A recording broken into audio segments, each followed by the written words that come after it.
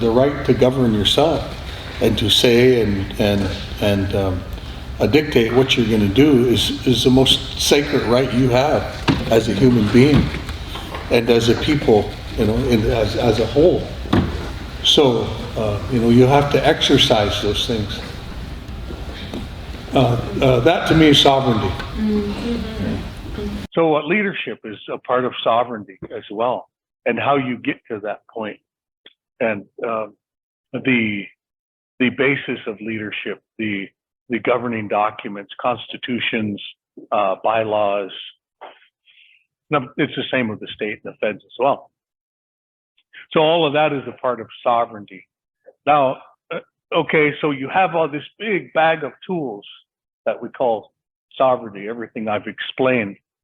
Now, what are you supposed to do with that, right? You're supposed to build on. That's what I believe. You're supposed to build on sovereignty, and you're supposed to create opportunity for your members. They're not supposed to give them handouts. You're supposed to create opportunity, and the way to create opportunity is to fight for your treaty rights, so those treaty rights are always there. So they have a way to sustain themselves. They have a way to make a living. If we didn't have somebody fighting for our fishing rights out in the ocean, we wouldn't be out in the ocean. So we have our elected officials that work with the state and the feds and the rest of the world to establish quotas for tribes, so that would allows our tribal members an opportunity to go out and compete with the rest of the world. The treaty I talked about was signed here July 1st, 1855, and in that there's a guarantee of, like I said before, of this tract of land. We reserve the right to hunt deer and elk and to gather berries and roots and anything else we would need on those lands. So then this ties into sovereignty again.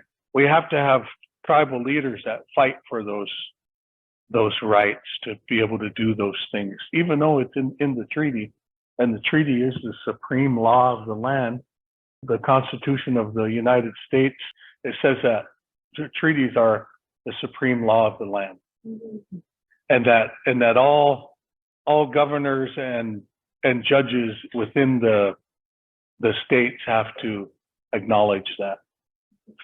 So even with that, in our highest law of the land, we still have to fight for those rights, and that's a sovereignty piece.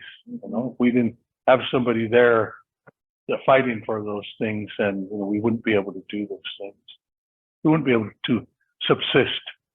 And when a person can get up and talk about all of these things with a free mind and free thought, as we have for thousands of years, that's sovereignty. So.